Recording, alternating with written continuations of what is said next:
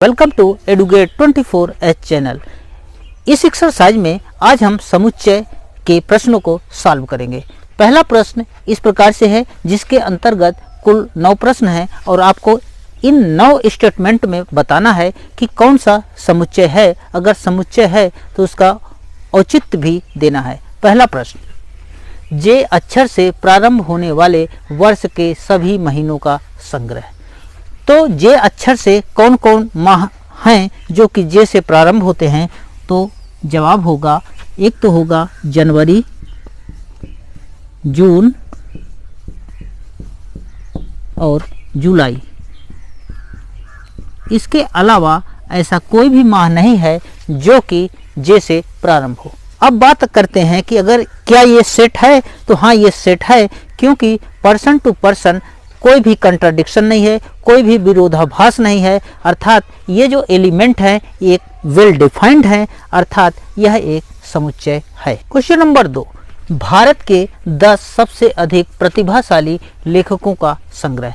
तो देखिए, बहुत से लेखक हैं, बहुत से प्रतिभाशाली लेखक हैं, लेकिन प्रतिभा को नापने का कोई पैमाना नहीं है। अर्थात अगर हम 10 लेखकों को एलिमेंट के रूप में संग्रह करेंगे तो निश्चित है कि कहीं न कहीं से किसी न किसी प्रकार से उसका विरोध हो जाएगा। अर्थात सभी लोग उन्हें एलिमेंट नहीं मानेंगे, अर्थात सभी लोग प्रतिभाशाली नहीं मानेंगे। जब सभी अगर विरोध हो गया तो फिर वहाँ पर सेट नहीं हो पाएगा। अर्थात वेल डिफाइंड एलिमेंट न होने के कारण क्वेश्चन नंबर 2 एक सेट की श्रेणी में नहीं है।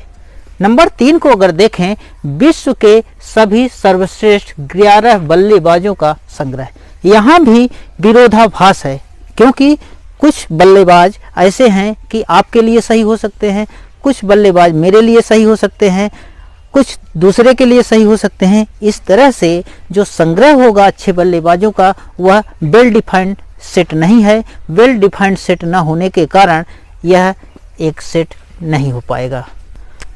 अब आइए देखते हैं क्वेश्चन नंबर 4, आपकी कक्षा के सभी बालकों का संग्रह। तो आपकी कक्षा में कितने बालक हैं वो आप बखूबी बता सकते हैं, काउंट कर सकते हैं, उनका नाम लिख सकते हैं। अर्थात उन सभी को आप एलिमेंट के रूप में लिख सकते हैं। और कोई भी प्राणी, विश्व का कोई भी प्राणी इस बात से इनकार नहीं करेगा कि आपने गलत सूचना दी है। अर्थात पर्सन टू पर्सन इस बात को मानेगा, एक्सेप्ट करेगा कि आपने जो कहा वह सत्य है। अर्थात कहीं भी विरोध नहीं हो सकता। अर्थात क्वेश्चन नंबर 4 में आपकी कक्षा के सभी बालकों का जो संग्रह होगा वह एक सेट है। अब आइए आगे जाने नंबर 5 में 100 से कम सभी प्राकृतिक संख्याओं का संग्रह। 100 से कम सभी प्राकृतिक संख्याओं का जो संग्रह है, नेचुरल नंबर है, वो क्या क्या आएगा? 1, 2, 3, 4, 5, 6 और इस तरह से अप टू 99। क्या इस बात से कोई इनकार करेगा? क्या इस बात को कोई नहीं मानेगा? नहीं, ऐसी बात नहीं है। दुनिया में जितने भी लोग हैं वो सब इस बात को एक्सेप्ट करेंगे कि जो इस सेट के अंतर्गत एलिमेंट रखे गए हैं 1, 2, 3, 4, 5, 6, 7, 8 इस तरह से 99 तक, वह 100 से कम सभी प्राकृतिक संख्याओं का संग्रह है। यह एक वेल डिफाइंड सेट है। अर्थात क्वेश्चन नंबर 5, 100 से कम सभी प्राकृतिक संख्याओं का जो संग्रह होगा वह एक सेट है। आइए आगे देखें क्वेश्चन नंबर 6। क्वेश्चन नंबर 6 में क्या है? लेखक प्रेमचंद द्वारा लिखित सभी उपन्यासों का संग्रह। तो प्रेमचंद ने जो उपन्यास लिखे हैं, जैसे गबन हो गया, गोदान हो गया इत्यादि हैं, तो इसका अगर सेट बनाएं, इनके एलिमेंट का, इनके उपन्यास को एलिमेंट माने और सेट बनाएं, तो वह सेट भी एक वेल डिफाइंड सेट होगा जिसका पर्सन टू पर्सन कहीं भी कोई विरोध नहीं होगा। अर्थात लेखक प्रेमचंद द्वारा लिखे गए उपन्यासों का जो संग्रह होगा वह भी एक सेट होगा। क्वेश्चन नंबर 7, सभी सम पूर्णांकों का संग्रह। सम पूर्णांक मीन्स जो 2 से डिवाइड हो गए, जो 2 से डिवाइड हो वो सम संख्याएं हैं। तो जो हम एलिमेंट के रूप में इन सम संख्याओं को लिखेंगे तो लिखेंगे क्या, 2, 4, 6, 8 इस तरह से। इसी तरह से 0 भी एक सम संख्या है, -2, -4 इस तरह से।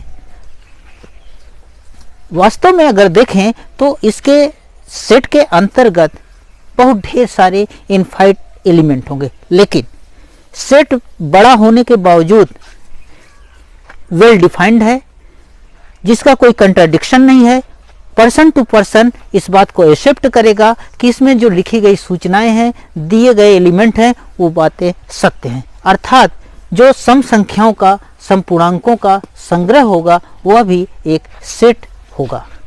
लास्ट इस सवाल नंबर 8 को देखें। सवाल नंबर 8 है, इस अध्याय में आने वाले प्रश्नों का संग्रह। तो आने वाले प्रश्नों की जो संख्या है वो तो निश्चित है। आप बता सकते हैं कि इस एक्सरसाइज के अंतर्गत इतने प्रश्न हैं। किसी भी व्यक्ति को अगर आप बताएंगे कि इस अध्याय में ये प्रश्न हैं, तो पर्सन टू पर्सन कहीं से भी कोई विरोध नहीं होगा। अर्थात आप जो सूचना दे रहे हैं सत्य है और सभी लोग इस बात को एक्सेप्ट भी करते हैं। कहीं से कोई विरोध न होने के कारण यह भी कि इस अध्याय में आने वाले प्रश्नों का संग्रह यह भी एक सेट होगा। क्वेश्चन नंबर 9 को देखें। विश्व के सबसे अधिक खतरनाक जानवरों का संग्रह। तो सबसे अधिक खतरनाक जानवरों की बात करें तो कुछ जानवर ऐसे हैं जो हमारे लिए खतरनाक हैं, कुछ जानवर ऐसे हैं जो हमारे लिए तो खतरनाक है लेकिन आपके लिए खतरनाक नहीं है। मीन्स अगर हम सेट बनाएं, हम अगर रख दें कि भाई मेरे लिए 3 जानवर ऐसे हैं जो कि खतरनाक हैं, लेकिन आपके लिए तो नहीं होगा। अर्थात एलिमेंट के रूप में अगर खतरनाक जानवरों को रखें तो निश्चित है कि पर्सन टू पर्सन सभी लोग इस बात को एक्सेप्ट नहीं करेंगे। अर्थात विरोध हो जाएगा। विरोध हो जाने के कारण विश्व के सबसे अधिक खतरनाक जानवरों का जो संग्रह होगा वह सेट की श्रेणी में नहीं होगा। अर्थात सबसे अधिक खतरनाक जानवरों का संग्रह सेट नहीं है। क्वेश्चन नंबर 2 क्या कहता है, मान लीजिए A = 1 2 3 4 5 6 रिक्त स्थानों में उपयुक्त प्रतीक बिलोंग अथवा डज नॉट बिलोंग को भरिए। मीन्स अगर सेट कोई A है और उसके एलिमेंट 1 2 3 4 5 6 है, तो आपको बताना है कि क्या कोई एलिमेंट A में है कि नहीं है। जैसे फर्स्ट पार्ट 5 एंड A, क्या 5 सेट A में है? हाँ है। अर्थात 5 बिलोंग टू A, 5 जो है सेट A में है। 8 क्या A में है? आप देख लीजिए 8 A में नहीं है। अर्थात क्या लिखेंगे, 8 डज नॉट बिलोंग टू 0। क्या 0 इस सेट A में है? नहीं है।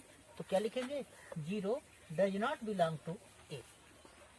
4 क्या 4 सेट A में है? यस 4 है। तो क्या लिखेंगे, 4 बिलोंग टू सेट A। 2 क्या 2 सेट A में है? यस। तो लिखेंगे 2 बिलोंग टू A। 10 क्या 10 इस सेट के अंतर्गत है? नहीं है। अर्थात क्या लिखेंगे कि 10 does not belong to A।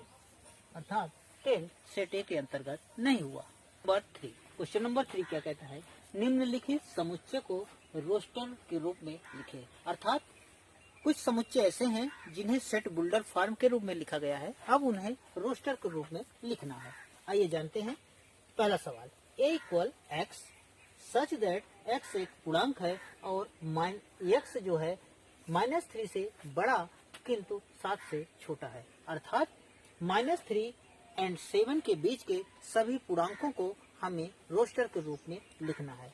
तो आप नंबर लाइन पर अगर देखें तो आपको मिलेगा कि -3 से जो बड़े पूर्णांक होंगे कौन कौन से होंगे, वो होंगे -2, -1, 0, 1, 2, 3, 4, 5 एंड 6।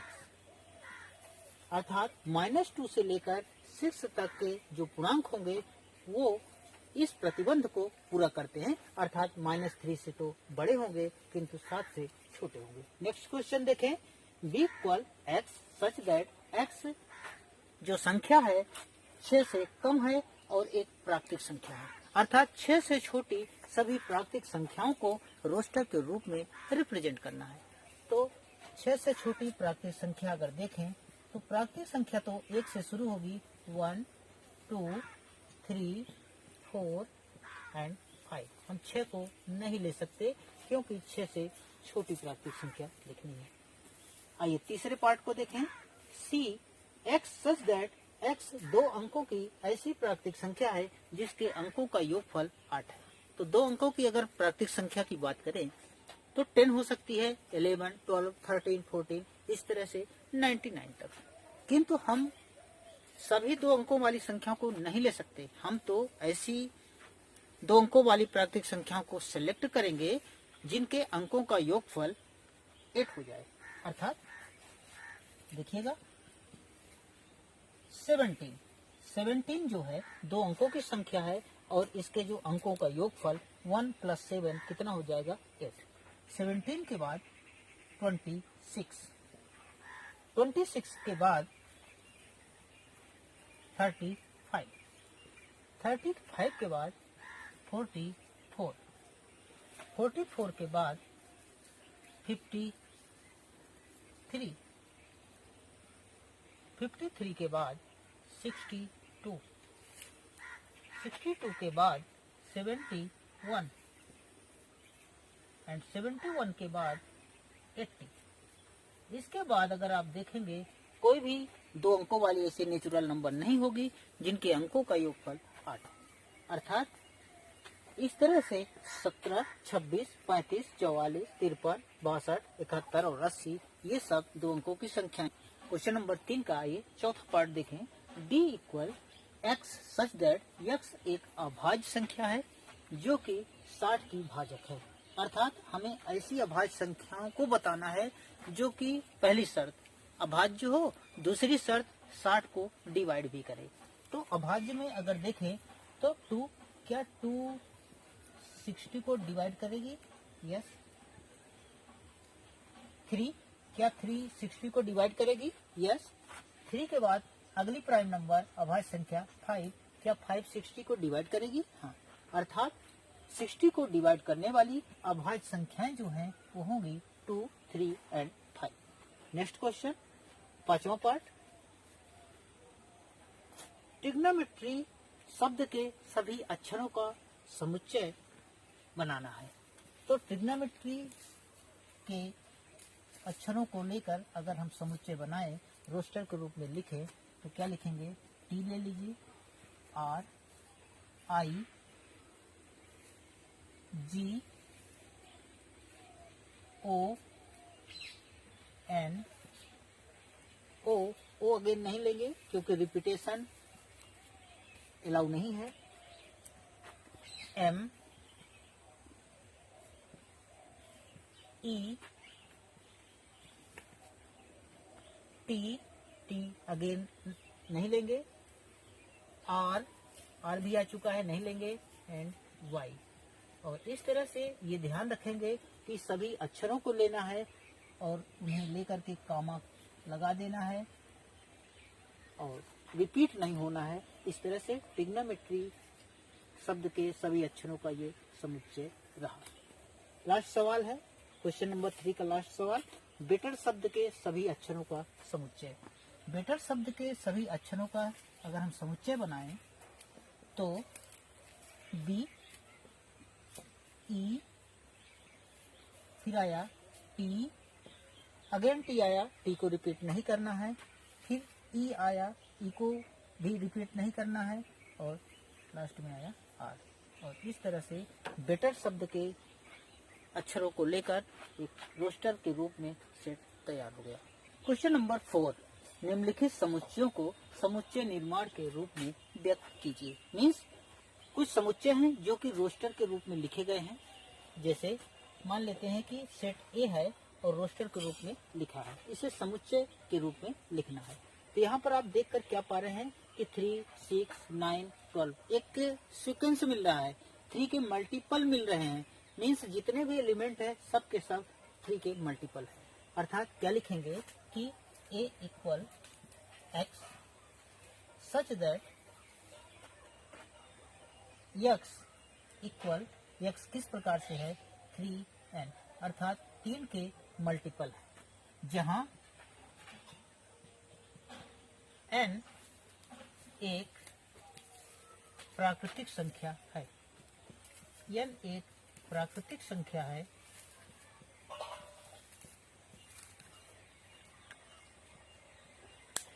एवं अब n प्राकृतिक संख्या है मीन्स 1 2 3 4 5 6, तो कहां तक ये भी हमें बाउंड करना है, तो लिखेंगे और n का जो मान है वह आप देख रहे हैं 3 4 जा मीन्स n की जो वैल्यू है वह 5 से कम है। ऐसी प्राकृतिक संख्या जो कि 5 से कम हो और 1 के बराबर हो मीन्स ग्रेटर और equal to 1 and less than 5। आप ऐसे भी कह सकते हैं where n is less than 5,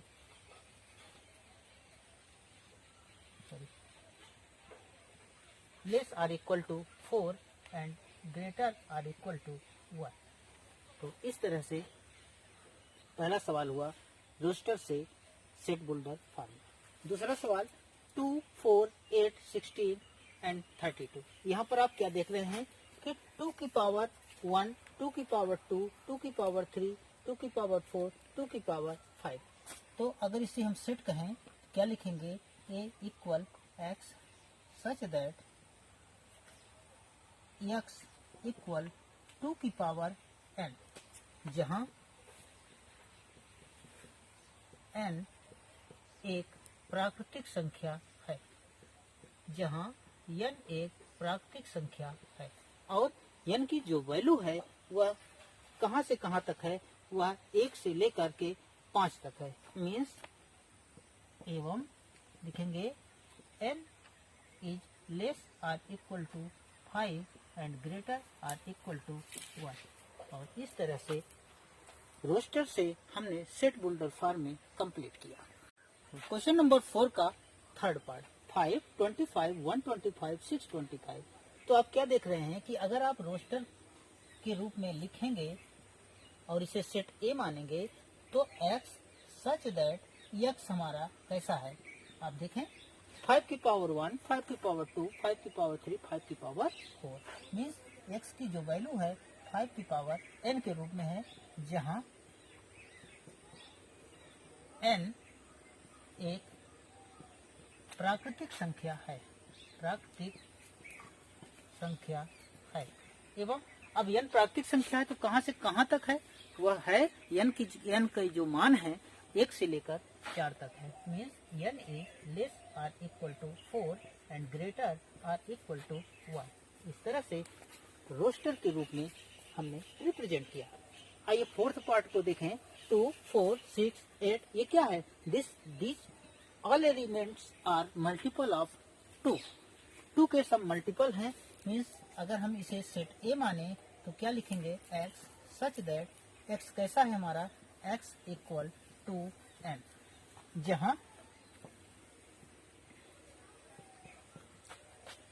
n एक प्राकृतिक संख्या है, अर्थात n के जो मान हैं 1 2 3 4 5 6 7 8 इत्यादि हैं। और यहाँ पर खास बात यह है कि n की कोई भी बाउंड्री नहीं है, अर्थात यहाँ पर हम ऐसा नहीं शो करते कि n का मान this and this particular value के बीच में वेरी करती है, अर्थात n के इनफाइनाइट वैल्यू हो सकते हैं। नंबर 5 को अगर देखें 1 4 9 एक्सेट्रा 100। तो यहाँ पर अगर देखें तो 1 से तो पता नहीं चल रहा है, 4 क्या है 2 की पावर 2 मीन्स 2 का स्क्वायर, 3 का स्क्वायर, 4 का स्क्वायर, 5 का स्क्वायर मीन्स अगर हम इसे सेट ए माने तो a equal x such that x का जो मान है वह है x इक्वल n का स्क्वायर, जहां n एक प्राकृतिक संख्या है। n एक प्राकृतिक संख्या है अर्थात n के आप ढेर सारे वैल्यू 1 2 3 4 5 6 इत्यादि देते जाएंगे और उसका स्क्वायर करते जाएंगे तो हमारे एलिमेंट मिलते जाएंगे। अब बात रही कि n की बाउंड्री क्या होगी, तो n की बाउंड्री आप देख रहे हैं 1 से लेकर 10 का स्क्वायर मीन्स n की जो बाउंड्री होगी एवं n is less or equal 10 and greater or equal 1। और इस तरह से क्वेश्चन नंबर 4 के सभी पार्टों को हमने रोस्टर के रूप में रिप्रेजेंट किया। 1.1 का 5वां सवाल देखें। निम्नलिखित समुच्चय के सभी अवयवों को सूचीबद्ध कीजिए। मीन्स हमें रोस्टर के रूप में लिखना है। तो पहला सवाल क्या है, x सच दैट x एक विषम प्राकृतिक संख्या है। मतलब हमें ऐसे एलिमेंट सजाने हैं, ऐसे एलिमेंट लिख रहे हैं जो कि विषम भी हो और प्राकृतिक संख्या हो। तो विषम के रूप में क्या आएगा, 1, 3, 5, 7, 9 एक्सेट्रा। और इस तरह से यहाँ पर एलिमेंट की संख्या इनफाइनाइट है, ढेर सारे एलिमेंट हैं, 1, 3, 5, 7, 9 एक्सेट्रा। सेकेंड पार्ट देखें, b equal x such that x एक पूर्णांक है। कैसा पूर्णांक है, जो कि -½ से तो बड़ा हो या उसके बराबर हो, एंड 9/2 मीन्स 4.5 4.5 से कम हो या उसके बराबर हो। तो हमें केवल पूर्णांक लेने हैं, इंटीजर्स लेने हैं। तो कुछ पूर्णांक होंगे जो कि धन पूर्णांक होंगे, कुछ होंगे ऋण पूर्णांक। तो -½ से तो बड़े लेने हैं। -½ से अगर बड़े लेंगे तो क्या आएगा, 0, 1, 2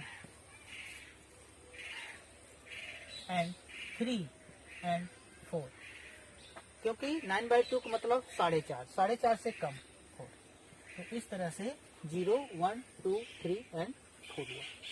थर्ड पार्ट अगर देखें तो सी x हमारा कैसा है, x एक पूर्णांक है और जिसका हम अगर वर्ग करें तो 4 से छोटा हो जाए या 4 से कम आए। तो क्या क्या आएगा, c इक्वल -2, -1, 0, 1 एंड 2। तो इस तरह से 3 सवाल हुए जिन्हें हमने रोस्टर के रूप में रिप्रेजेंट किया। और 5 के चौथे, 5वें और 6वें सवाल को आइए देखते हैं। तो 5वां सवाल क्या कहता है, x हमारा जो है x सच दैट लॉयल शब्द का एक अक्षर है। मीन्स हमें रोस्टर विधि में लिखना है, लॉयल को सेट बनाना है।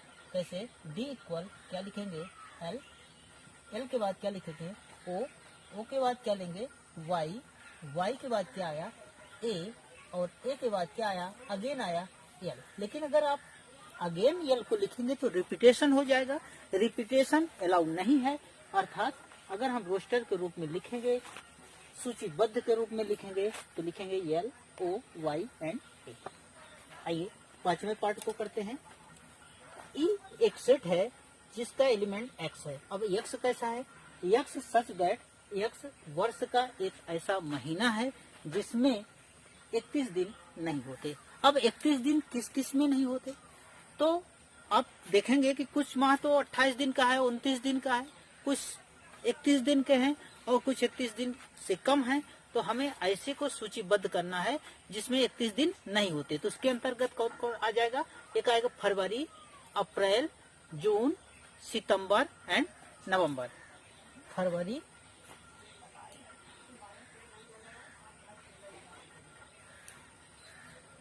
अप्रैल,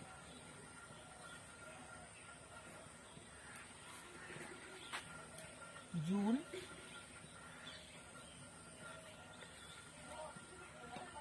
सितंबर और नवंबर। मीन्स ये माह 1, 2, 3, 4 एंड 5, ये 5 माह ऐसे माह हैं जो 31 दिन के नहीं होते और इसे आपने सूचीबद्ध के रूप में लिखा, फरवरी, अप्रैल, जून, सितंबर और नवंबर। आगे क्या है, x हमारा सच दैट x अंग्रेजी वर्णमाला का एक व्यंजन है जो कि k से पहले आता है। तो ऐसे व्यंजन को लिखना है जो k से पहले आए। तो k से पहले आने वाले जो व्यंजन होंगे कौन कौन से होंगे, k से पहले। तो a को तो आप नहीं लिख सकते क्योंकि a तो स्वर है, वॉवेल है। व्यंजन को लिखना है तो लिखेंगे बी सी डी, ई नहीं लिखेंगे, एफ जी एच, और आई जो है, आई भी स्वर है, और फिर जी।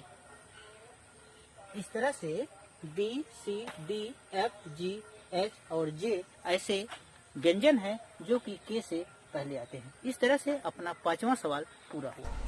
क्वेश्चन नंबर 6, बाईं ओर रोस्टर रूप में लिखित और दाईं ओर समुच्चय निर्माण के रूप में वर्णित समुच्चयों का सही मिलान कीजिए। हमें मिलान करना है।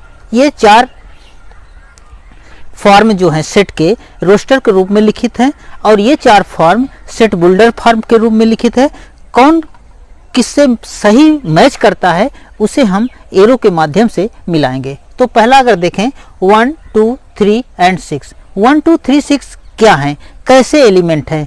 तो 1 2 3 6 क्या सभी अभाज्य हैं? नहीं। क्या 10 से कम विषम हैं सब? नहीं। x एक प्राकृतिक संख्या है और 6 की भाजक है।